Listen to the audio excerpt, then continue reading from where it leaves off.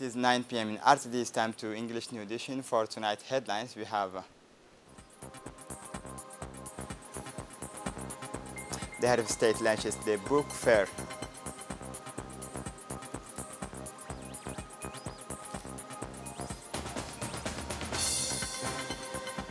The midterm meeting towards strengthening multidimensional cooperation between Djibouti and Ethiopia.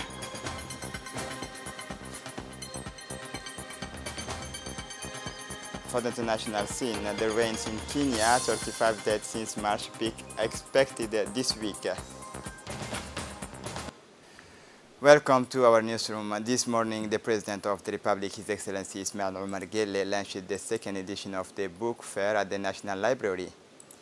This second edition of the book fair is organized this year under the theme of Youth Literature from Orality to Writing, and is marked this year by the participations of 12 countries and 100 works in different languages to promote literary production, exchange, and sharing through a succession of conferences, debate, workshops, and meetings of authors, publishers, and readers. This book fair is of fundamental importance for the future of books in Djibouti, which have taken a fundamental step towards reconnecting books and literature with the young people who are the driving forces behind changes and creativity. Our country has seized the opportunity of this book fair to firmly affirm its commitment and determination to integrate culture as a central element in the support of literature and books, which is a symbol of a broader vision, that of a country resolutely committed to enhancing its cultural and literary heritage by reinforcing our common cultural heritage and our attachment to the values of creativity and literary and artistic expressions.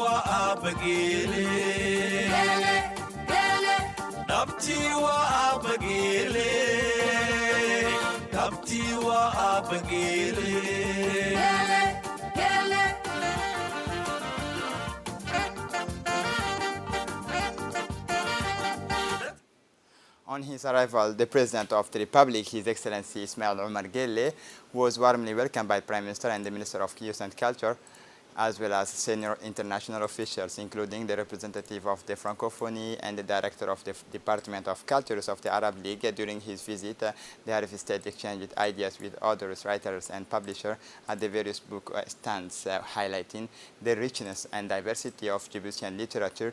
The President's visit was an opportunity to discuss their works with the public, their challenges, and their visions of the future of literature in the country. During these 4 days, the fair will offer a dynamic platform where writers, publishers, readers, and culture lovers will gather to discover and share the latest literature works, participate in the debate and exchanges around constructive topics, but also organize several workshops and training in various community centers of Djibouti to bring together young people to explore various aspects of the importance of reading and literature.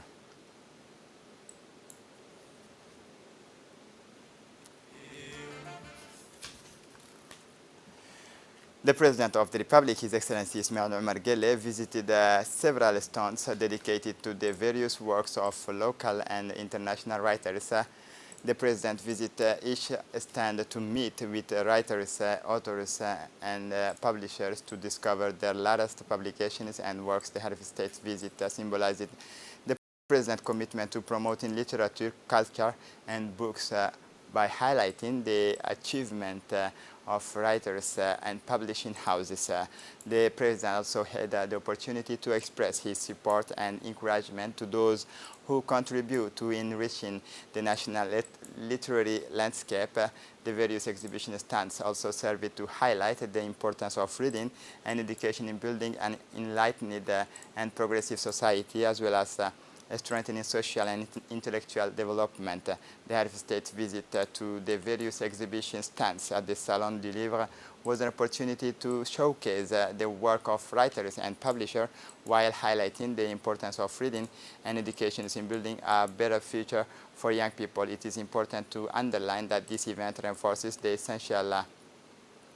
essential role of writers, publishers, and readers who form an important circle contributing to the advancement and improvement of society to achieve progress and perfection and the blossoming of individuals. These exhibitions of our country's books and works is a lever for the community to take advantage of the incessant flow of knowledge and ideas, to have a critical minds, to master the values of the group to which we belong, and to connect children to the learning of their culture from the earliest age. The head of state praised the role of writers and intellectuals in the development of populations and the countries and the promotions of literature.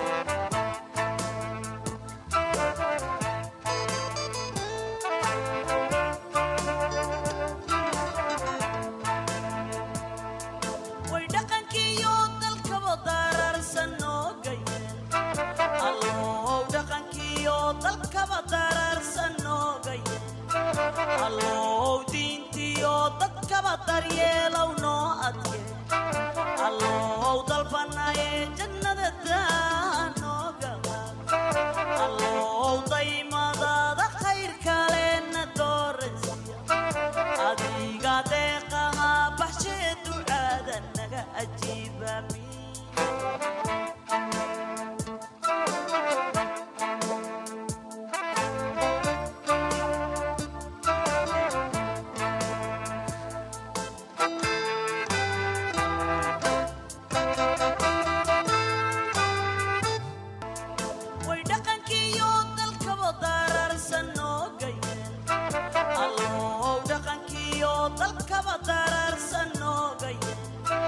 allow diintiyo dadkaba daryeelow noo adke allow dalbanaye jannada nooga allow daymadaada khayrka leena dooraysiya adiga deeqaha baxshee ducaada naga ajiibami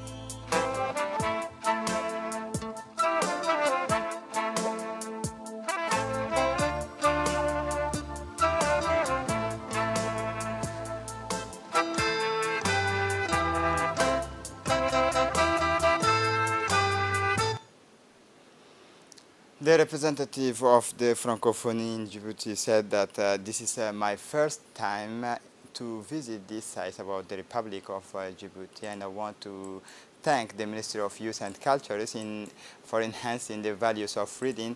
Like you know, All International of Francophonie is an organization working for the promotions of the French languages and as well as promoting diversity culture. This part of the meeting of different authorities is a respective and valuable work for its development. Reading is a great value that unites the all French-speaking countries, while a man has been developed and is able to do anything if it is knowledgeable and safe, and one is helpful to the bash of the flag. For her part, the Minister of Youth and Culture said that this year we have had a lot of good things, a lot of surprises. The book fair is in its second edition, and we can say that it is international. We have welcomed several countries, at least 12 and to 15, and we have honored the challenge of multilingualism, because today the book is a bridge that must unite all culture and all languages throughout the world. The universe has a few things to contribute. In reactions to the press following the ceremony, the President of the Republic, His Excellency Ismail Omar Guelleh, expressed his delight at the high level of quality and diversity of the works exhibited at the Djibouti Book Fair. In substance, he said, "We are in the midst of a battle, and there is still a long way to go before we can accomplish many tasks to promote literature in our country, which requires intellectual works that is inescapable assets and represent an asset for success." In this file, the head of state indicated that this is the second edition of the Salon du Livre. I have noticed many differences between this year's edition and last year's. We have high hopes of tackling the different areas of expertise in this. He emphasized finally the President of the Republic expressed his satisfactions with the organizations of this annual event. The head of state did not fail to encourage the Ministry of Youth and Culture to continue their efforts and work so that this show becomes an important annual international meetings.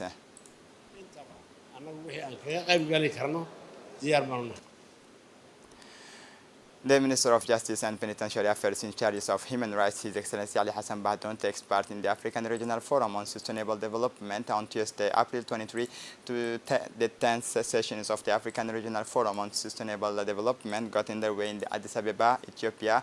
The forum was organized by the United Nations Economic Commission for Africa in collaboration with the African Union Commission, the African Development Bank, and organizations of United Nations system. The forum brought together members of state of the African Union Commission, political decision makers, and regional and sub-regional organizations of the United Nations system. The theme of this 10th session is strengthening the 2030 Agenda for Sustainable Development and Agenda 2063 and eradicating poverty in times of multiple crises. The forum will end on April 24, 2024. The midterm meeting of the Djibouti-Ethiopian Joint Ministerial Commissions was held this morning at the Institute of Diplomatic Studies. The Djibouti delegation is headed by the Minister of Foreign Affairs and International Cooperation, Mahmoud Ali Yusuf, was made up of several members of the government. These included the Minister of Infrastructure and Public Works and the Minister of Agriculture, and a number of senior officials from the public and private sector also took part in this midterm meeting of the Djibouti-Ethiopian Joint Ministerial Commission. The Ethiopian delegation is led by the Ethiopian Minister of Transport, Mr. Ali Musime. Also included several ministers and decision makers from the public and private sector. The opening ceremony chaired by the Djibouti's head of diplomacy was an opportunity for the authorities of both countries to hold in-depth discussions on strengthening the multi-sector partnership between Djibouti and Ethiopia. Development of economic and trade relations between our two countries has deep roots in the past and continues to deepen over the years. It goes without saying that exchanges and cooperation have developed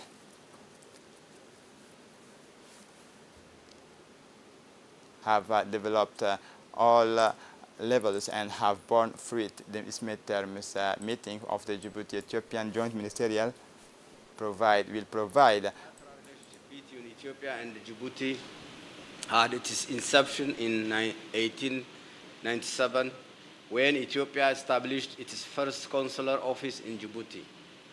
The bond shared between Ethiopia and Djibouti has always been nurtured in the spirit of unique brotherhood, fostering a robust and enduring connection between our people. Over the years, we have witnessed remarkable growth in this relationship, reaching new heights in recent times. The existing excellent relationship between both countries is also being strengthened by successive government of both countries.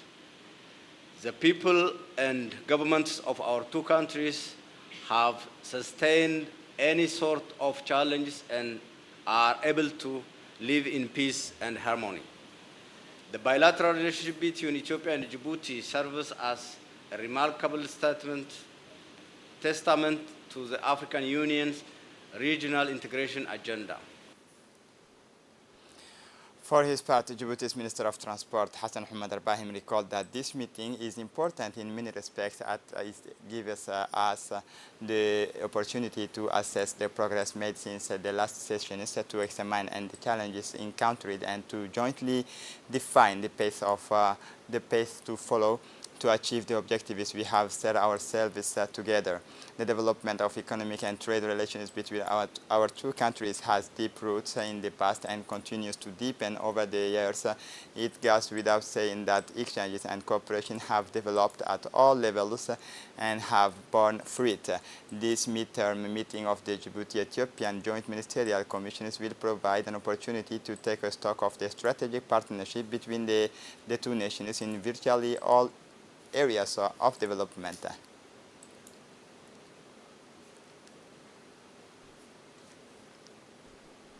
Now listen to the Minister of Foreign Affairs, Mahmoud Ali Yusuf. All know it is a midterm review meeting of the Joint Commission meeting that we had last year in Addis Ababa, myself and the former Deputy Prime Minister, my brother Demeke Mekonnen. And these meetings helps us always to have an overview of what we achieved in terms of our common file, in bilateral relations. And we all know so many challenges to overcome because these relationships are very special ones between Ethiopia and Djibouti. They are really an example, a role model for the whole continent when it comes to integration, in terms of trade integration, infrastructure integration, And we always need to have such meetings, such encounters, in order to try to find a way for solutions for our common challenges. The Minister of Transport and Infrastructure, His Excellency Hassan Hamad Al-Bahim, and the Chairman of the Air Djibouti, Abubakar Umar Hadi, were honored to welcome the Ambassador of the Arab Republic of Egypt, His Excellency Khalid Fadi Mahmoud Al-Shazali, and the Vice Chairman of the Egyptian Civil Aviation Authorities to Red Sea World. The focus of the discussions revolved around the creation of a direct air link between Egypt and Djibouti, facilitating the smooth movement of passengers between the two countries. Both parties expressed their commitment to achieving this objective.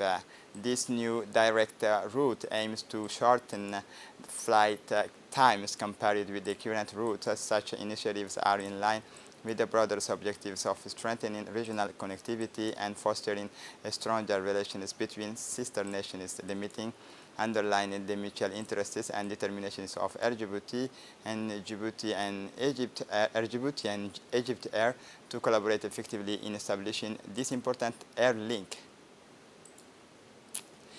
The migration tragedy on the coast of Godoria, a major search and rescue operations at sea, was carried out by the teams from the Djibouti Coast Guard, Korangaru Maritime Coast Surveillance Stations on the night of April 2020 to 2024 of the coast of Godoria, following the sinking of a Globe Galba type boat carrying illegal migrants returning from Yemen. The teams on site responded immediately and were reinforced by the human and material resources of the Djiboutian Coast Guard Search and Rescue Department. The death toll from this tragedy stands at 21, including 5 women, 15 men, and 1 child, and 33 survivors and 25 missing.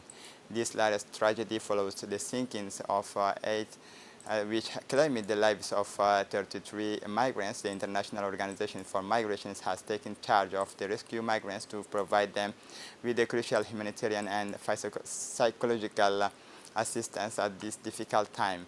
The search of the missing persons is still underway, led by the teams of divers from the Djibouti Coast Guards and Search and Rescue Department.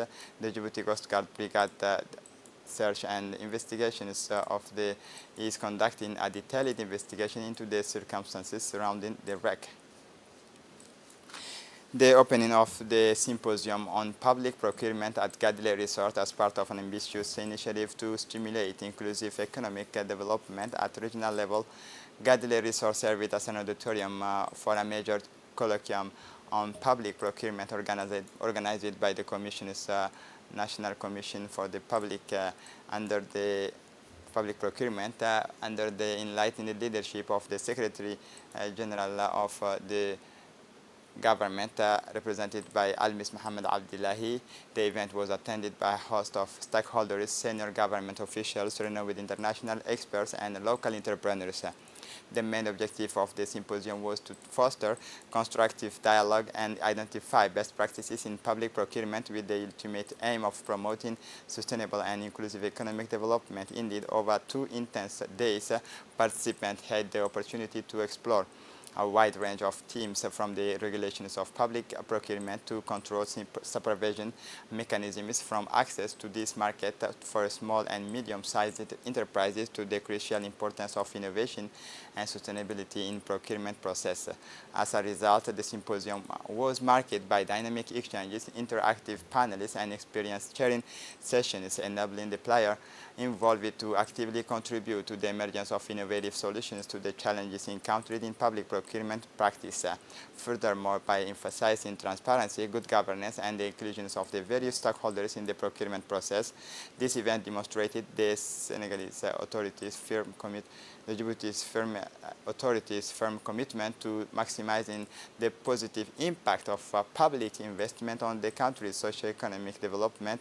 At the end of these days, the commissioners of the National Procurement, Public Procurement, and its international partner hope that the recommendations and the conclusions drawn from this symposium will serve as a solid basis from guiding future public procurement policy, thus making a significant contribution to achieving the Republic of Djibouti's sustainable development objectives while promoting equitable and inclusive growth for all its citizens.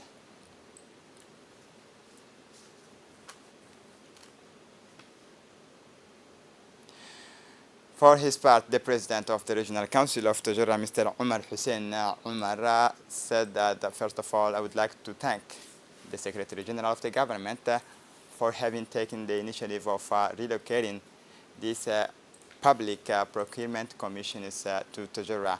These public procurement commissions for which the regions are obliged to travel to the capitals each time is something we would like to see continue. And for his part, the prefect of the Tajura's region, Muhammad Hamad Abbas, indicated that the Public Procurement Commission is aware of its responsibilities, has embarked on a vast program of reforms aimed at modernizing our public procurement practices. These reforms are part of a broader programs of public finances reform aimed at improving the efficiency, resources allocations, and transparency of our processes.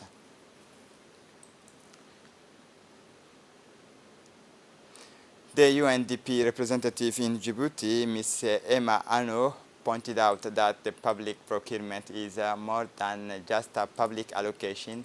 It is a powerful lever for stimulating growth, creating jobs, and promoting innovation. And as the main buyer of the market, the public sector has the power to influence both positively and negatively the economic dynamics of a country.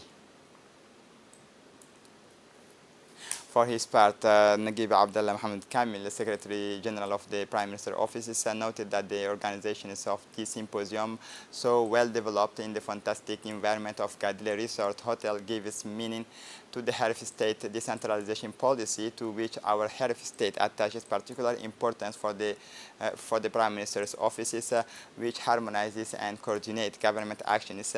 The aim is to provide our country with a legal and institutional framework in line with the requirements and principles that should guide public leadership. For his part, the Secretary General of the government, Almis Mohammed Abdullahi, highlighted the importance of public procurement in terms of its impact on development policy, the economy, the promotions of innovation, and social justice. It holds immense potential for stimulating growth, encouraging innovation, and fostering social inclusion. We will be taking an in-depth look at each of the facets of a public procurement, presenting the report, the 2023 report of the Public Procurement Commission, which is now available, is part of the landscape, as well as an independent evaluations of the Commission's work, which will be carried out through a performance view we have commissioned. For the international scene, Kenya bans plastic bags for organic waste despite passing a groundbreaking law in 2017. Single-use plastic bags and domestic commercials. Kenya contribute to struggle with plastic pollution, particularly in its capital Nairobi, where some 200 tons of solid wastes are generated every day, a fifth of which is plastics. In a move aimed at combating plastic pollution, the National Environment Management Authority recently announced a ban on the use of plastic bags for the collections of organic waste such as food scraps. This new measure will come into the force 90 days after the first notifications on April 8.